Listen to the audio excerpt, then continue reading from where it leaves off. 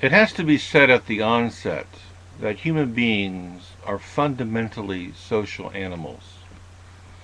The kind of Stenerian individualism or egoism so much in vogue on some places on YouTube is indefensible and, in my view, ridiculous. Just a little reflection shows that it's so. Consider the fact that we are language speakers. Language is a societal and cultural artifact, and at the same time, the very content of each individual's thought. Society and culture don't merely permeate our most individualistic and private thoughts, they constitute them. Therefore, it's ironical to the point of being comical when people employ language to make the case that we are not primarily social beings. We can't differentiate ourselves without thereby communalizing ourselves. Now, none of this is to say that discourse about individuals and individualism is meaningless. Quite the contrary. I want to argue that, in fact, such discourse is necessary.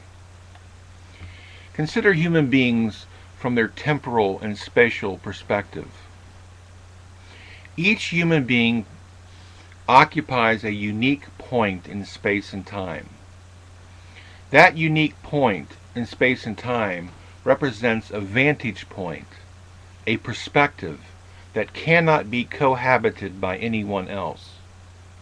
Often, that unique vantage point results in differences of interpretation about, say, a shared external phenomenon.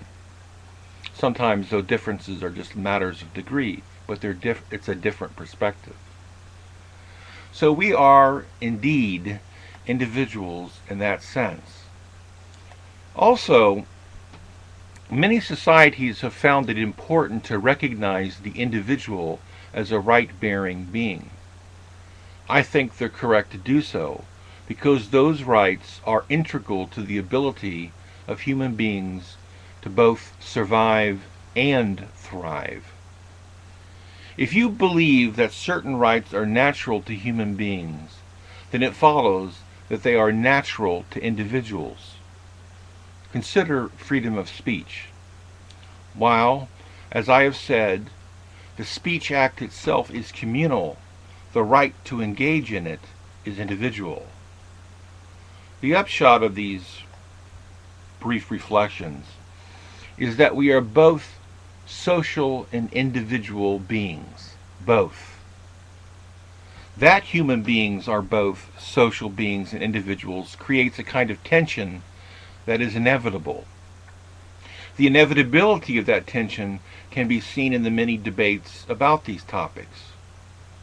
But the tension can also be beneficial as we try to creatively synthesize our societal being and our individuality. Now that's why I personally find the left anarchists so interesting.